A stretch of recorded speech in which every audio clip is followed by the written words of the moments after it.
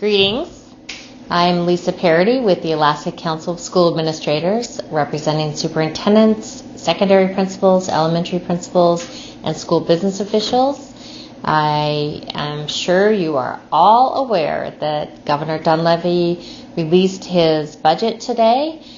Clearly, there are significant reductions to public education, to the University of Alaska, and to Alaska municipalities, amongst others. And we are going to take some time to analyze the individual and collective impacts to the public education school districts.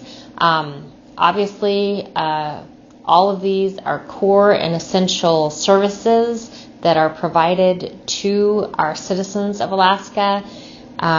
In the case of public education, we have guardrails that are established by the Constitution on one side and by the Kasile and Moore cases on the other.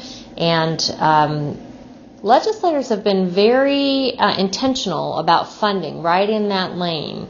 And when you step over those guardrails is when you typically see litigation.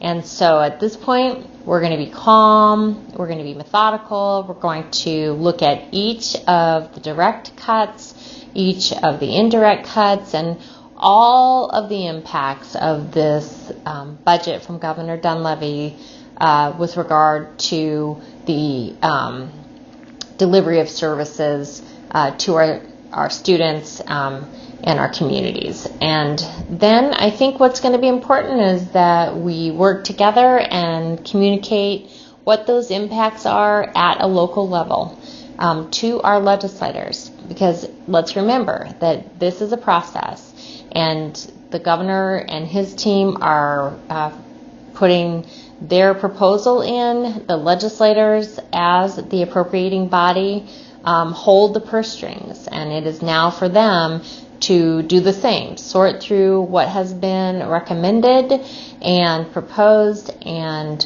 start to look at what will actually go forward. And so in this process, we'll want to make sure that once we understand the full impacts of the governor's budget proposal, that we're really engaging and communicating with our legislators, our senators, and our representatives at the local level to make sure that they understand what those impacts will be to our students, to our classrooms, to our districts, to our communities. So we will stay with you through this process and just appreciate everything you do every day in support of students.